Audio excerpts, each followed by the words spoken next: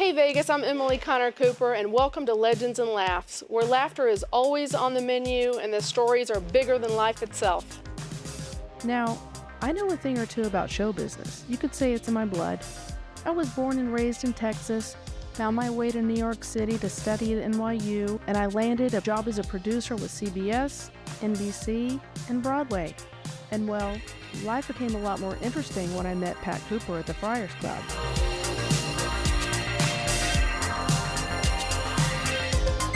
From the hustle and bustle of New York City to the glitz and glamour of Las Vegas, I've had the privilege of being surrounded by some of the funniest and most talented people in the world. And today, you'll hear from people who knew Pat, who Pat knew, and in ways you won't hear anywhere else. So sit back and relax and get ready to hear some stories that'll make you laugh, cry, and maybe even scratch your head a little. This is Legends and Laughs, where the humor never stops and the legends never fade.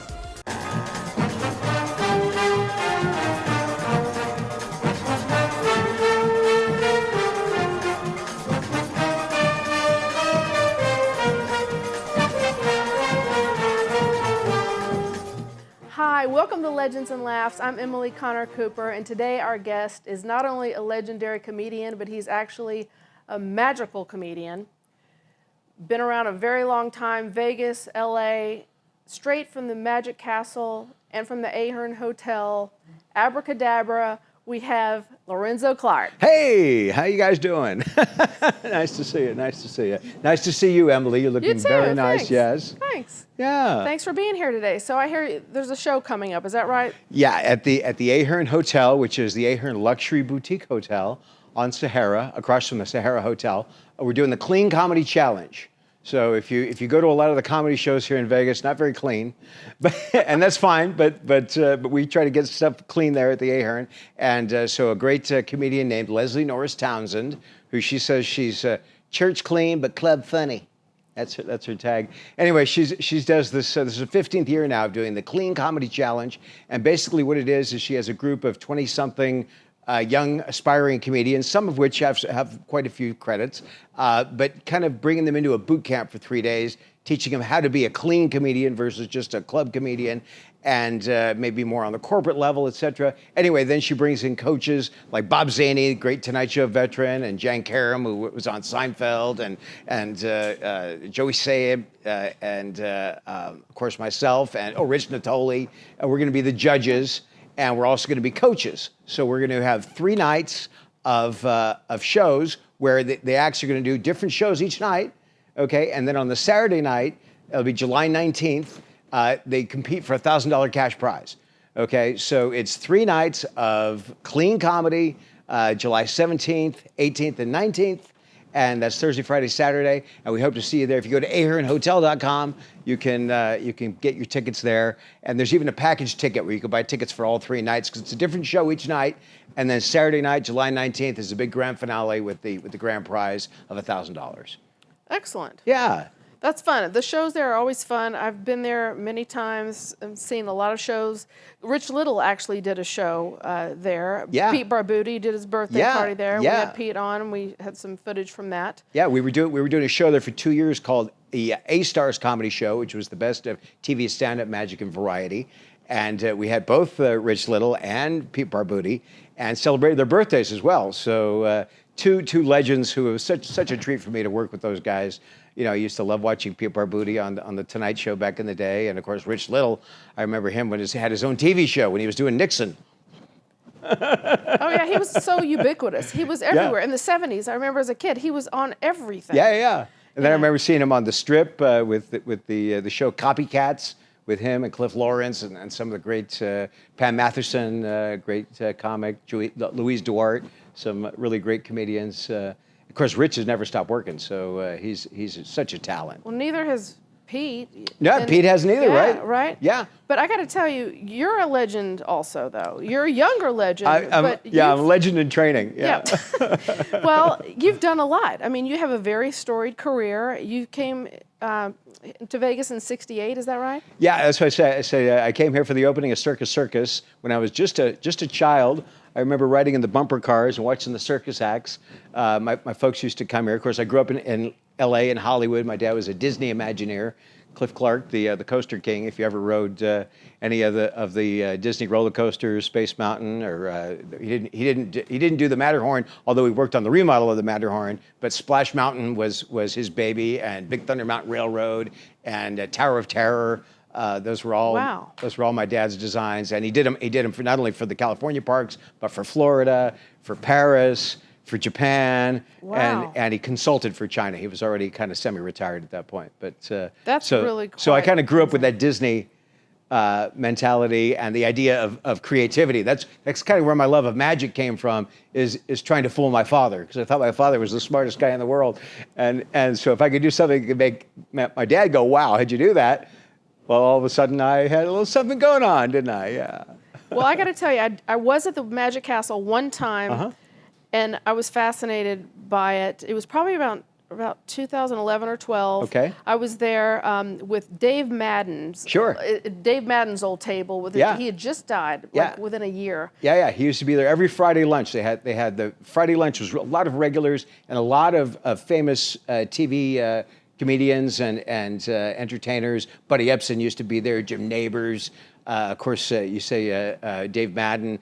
Dave Madden, if you don't remember, was Reuben Kincaid on The Partridge Family. Right. Yeah. And Jaime the robot from Get Smart. Dick Gustafson or Dick Gaudier. Dick Gaudier. Yeah. And all those guys used to hang out there all the time. That was because I basically grew up at the Magic Castle. I was a child prodigy, young teenage card shark. You certainly were. And I got to learn from all those guys. And of course, comedy was a natural progression for me because I was around all these great comedians. It was really a great learning ground and a great ability to learn from the greats. So and a very interesting life.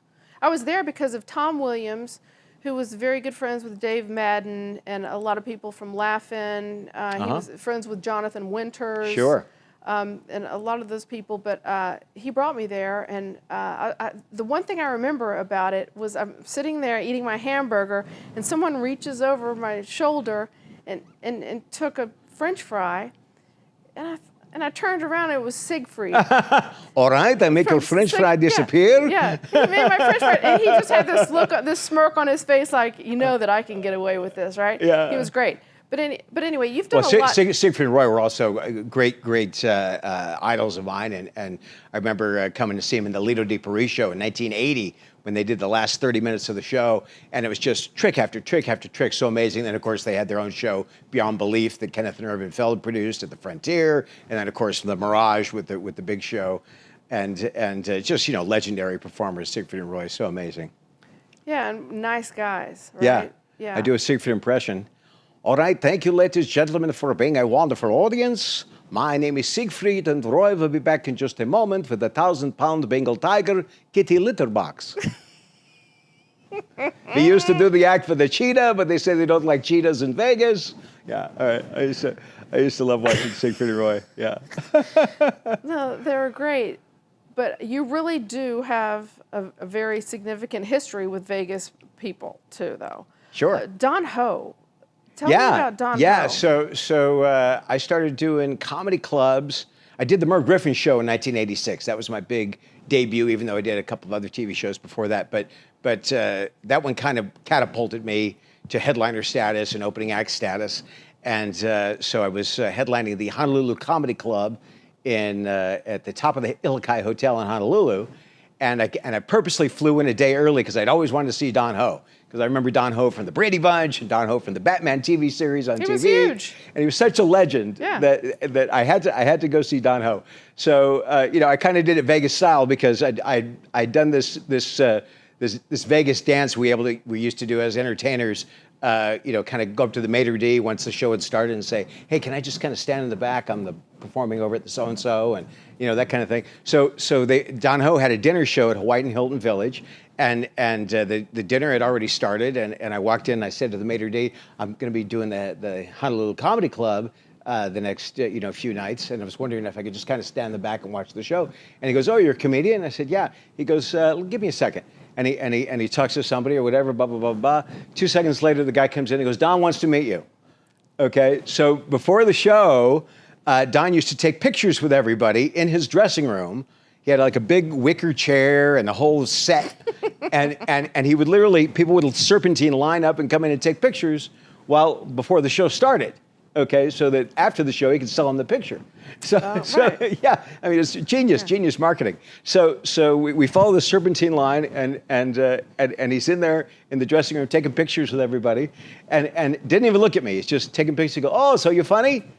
And I'm like, "Yeah, I hope so. You know, I got to be doing the Illakai." "Oh, you're doing the Illakai? Yeah, that's a funny show." I goes, "I'm gonna try to get to see that." And he's just taking pictures, moving people through, and then he goes, "Okay, wait till I'm done with this." So we finished that. As soon as he was done with the last picture, the show started with the drums and the fire dancing and the hula girls and all that. So Don didn't come on till like 30 minutes into the show because it was like a 90-minute show. Okay, so the first 30 minutes of the show, he's talking to me and he's saying, "Okay, here's what's gonna happen. This is Joey or whatever. He's gonna walk you out. He's going to put you down in the audience. After I do Tiny Bubbles, I'm going to say I have a special guest in the audience. We're going to bring you up on stage. You do about 5 minutes, and then you go off, and then we'll close the show out." And I'm like, "Okay." So we did all that, and I'm watching the show. I'm sitting there in the audience, and he goes, "Oh, I got a very special friend of mine. I've been following his career. He's such a great young entertainer. Yeah, I just met him." So he goes, "Please welcome." Right. So boom. As soon as he introduces me, the band kicks in. The spotlight hits me. I walk on stage. The hula girl hands me a microphone, and now I'm center stage with Don Ho. Okay, and he goes, "So, of course, I know you and your career, but maybe tell the people a little bit. You guys want to see a little bit, whatever." So I said yes. I said I would happy to entertain the folks here. I said, but before I do, have a round of applause for one of the great supporters of young talent, Mr. Don Ho. And of course, big round of applause. And he looks at me over the shoulder. He goes, "Hey, showbiz."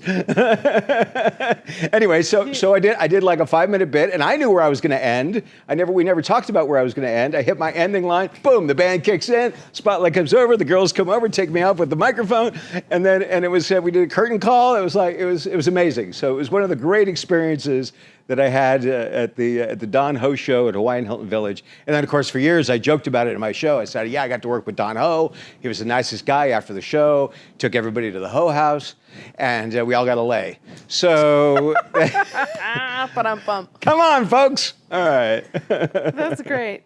Yeah. What about Jerry Lewis? You did the Jerry Lewis telethon. I did the Jerry Lewis telethon. Another great, again, I grew up watching the Jerry Lewis telethon and all the Rat Pack guys, and of course Sammy Davis, man, who can take tomorrow? Yeah, and I used to love all those guys, and I got to do it in 2001, one of the last years that Jerry did the show. And it was such an honor for me to do that, and I did a show I did a bit on that show that he just thought was hysterical, and you can look it up on YouTube, Google it. It's called Brad Hoover, the Suckiest Act in Magic, and it's a real shticky parody of a magic act where I have a 50-gallon shop vac on stage where I put the hose down my sleeve and I make things disappear. And it's a spoof of a magic act. So Google the Suckiest Act in Magic, and you can see me do that from the Jerry Lewis telethon. And I do it once in a while around town. I did it at the Ahern a couple times, and it's a fun bit. It's a fun bit that people love. What about your video that I've seen at your shows? When you're interviewing people at the in LA. Sure.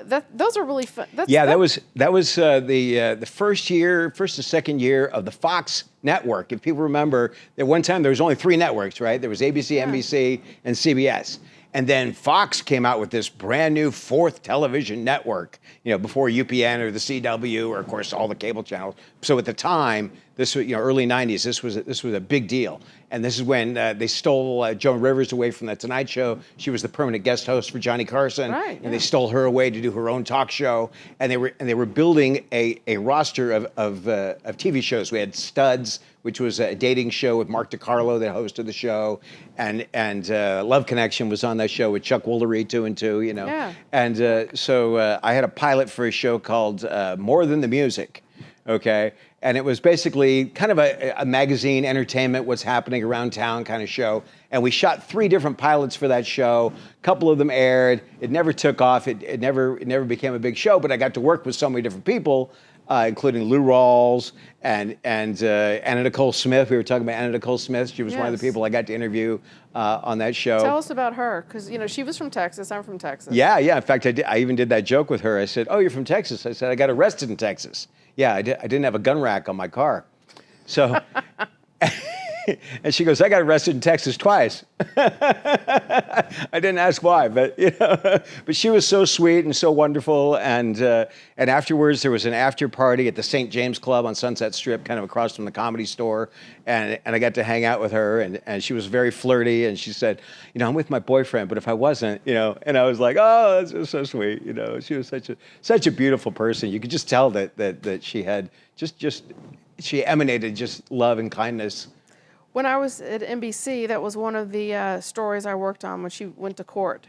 Oh, yeah. And I really, got a taste of really the kind of the person she was, which wasn't what everyone thought. Right. Because it's not always what, people, right. It's not always what it appears, right? Right. She emulated Marilyn Monroe, and I think in a lot of ways she was like Marilyn Monroe in the sense that she was really just a sweet, down-home Texas girl, and then showbiz made her this, icon, ice glamour queen or whatever. But when you talk to her, she was just a sweetheart. Yeah, and they turned her into this gold digger. Sure. And of course, that's what it looked like. It turned out she really loved the man. Yeah, right. But I'm telling you, it's not always, that's why we have to go to court and have a jury, because things are not always as they appear. Things aren't always what they appear to be. Right? That's right. And that's the first rule of magic, right? Right? Illusion. Sometimes it's all about the illusion. That's right. It's an illusion. I got to ask you about your comparison to the old Vegas, because you were here so early on. Yeah. Compared to now. Sure. Well, it's funny. I miss the old Vegas. I miss being able to just pull your car up, valet parking, no problem. You could literally walk into any casino before cell phones, right? And you pick up a house phone and you say, "Yeah, dial the Riviera for me, please, and ring backstage, will you?" It's like it was so great, and the late night party aspect of it. Everybody was boozing it up. There was always another party, another show to go to. There was always a late night event of some sort. Lon Bronson and his orchestra, or Shecky Green was in the lounges, or there was always something going on late night, and it was just a lot of fun. And then we go to the Frontier for the Buckaroo breakfast. I think it started at midnight, went till 6 o'clock in the morning. You get a full breakfast for 99 cents. It was just. I remember when Lance Burton first came here. So I was at the Magic Castle when Lance Burton first came out to do Milt Larson's It's Magic show in '81, I think, or '82, and then of course he got picked up to do the Foley Bergère show after doing the Tonight Show, etc. And I became very friendly with Lance, and used to come out and hang out with him after the shows. So one night it was Lance Burton and Johnny Thompson, or the great Tom Stoney, if you remember him. He went into the Lido Di Paris show after Siegfried and Roy moved over to the Frontier, and he later on became part of the Chris Angel show, and then later on was a judge on Penn and Teller's Fool Us, and he passed in 2019. But he was a great icon of magic, and Jimmy Grippo, who was at Caesar's Palace, and Siegfried and Roy. Anyway, it was a whole group of magicians, right? So for like 12 or 13 different magicians, okay? And it was the only time that I said, "I'm going to pick up the check," because it was 99 cents a piece all the way around. So it was like a $15 check. It's like, "Here's $20. I'm a big roller," That's great. Your point of view, because you were young. Yeah. Right? But you really saw the old Vegas. Oh, yeah. Yeah. I performed here the first time in 1983 at the Riviera in the Versailles Theater as part of the Solid Gold show. I had a flashy magic act that I kind of emulated after Siegfried and Roy, and there was a great other legendary magician named Marvin Roy, Mr. Electric, who used to be part of the Liberace show. Okay. So Liberace, of course, one of the greatest entertainers, and it was a full show, right? So Mr. Electric used to light the 1,000-watt light bulb in his hand and make all kinds of stuff with light bulbs when before you could look at your watch and get a light bulb, or you have the phone in your pocket. It was a big deal at the time, and it was all about the flash and the glitz and that. So I kind of emulated that style, and I created an act called The Millionaire's Dream. So that's how I first got to Vegas with my magic act. And then, of course, I got the Merv Griffin show in 1986, and I already started to do comedy magic because I was part of the UCLA Comedy Club when I was at UCLA, and right out of college, I got the Merv Griffin Show. So I had a comedy magic routine, and I did that on Merv with Merv and Richard Crenna from the Rambo movies, and that kind of propelled me right away. So I became a headliner at the Comedy Stop at the Trop, and then Catch a Rising Star at Bally's, and then later on, I got to do the Riviera Comedy Club, where Steve Sciarippa was the booker. You know Steve Sciarippa now from Blue Bloods and The Sopranos. Sopranos before that, and he's got the Fresh Bet commercial now, etc. But he used to be the booker of the Riviera Comedy Club. Jackie Martling told me all about that. Yeah, exactly. So you know, I really got in with all the right guys, and was able to have this wacky career, and then of course from that I kind of got cruise ships. So because I call cruise ships Vegas's Navy, okay. So I was there when cruise ships went from being, you had like a 500-seat lounge and you would do the show on the dance floor, and the band was on a little riser, you know, a little 1-foot riser, and that was like kind of late 80s, and then by the mid 90s it became, you know, a floating casino resort on an aircraft carrier. And they just keep getting bigger and more elaborate. And now we do cruises. It's like a 1,000-seat theater and 2 balconies and, you know, 8 to 12-piece orchestra and multi-million-dollar lights and just amazing venues out there on the high seas. Did you have fun doing that? I had a great time. I got to tour the world, and I got to be able to, you know, climb the steps of the Acropolis or the cupolas in Rome, and at a time when I was young enough to do that stuff, right. You know, I got to you know, scuba dive all over the world and play golf, and I just had such an amazing cruise ship experience. I would do about half the year on ships, and of course I got to work with Marty Allen. We talk about great Vegas acts. The Grand Princess was a big ship that came out in the 90s. And we had what was called the Grand Pack, and that was Marty Allen and Bob Anderson, the great impressionist. Bob Anderson was out there. He did his own cabaret show with all the impressions, but he was the star of a show called Glamour on board the ship, and Marty was out there with Caron Kate Blackwell. And they were doing the double act, and I got to hang out with Marty during the day and sit up on deck and hear the stories, and I love hearing all the showbiz stories from the legends. Those guys. Well, I got to meet Marty Allen at Jerry Lewis's memorial. Wow. With Pat. That was, you know, yeah, that was 2017, just before he died, about 3 months before he died. Yeah, wow. And Bob Anderson's going to be, I guess, on the show soon. He's coming to town. That's great. Bob is great. He's great. He really is a legend in Vegas. Yeah, right? He really is. Yeah, so I'm really looking forward to that.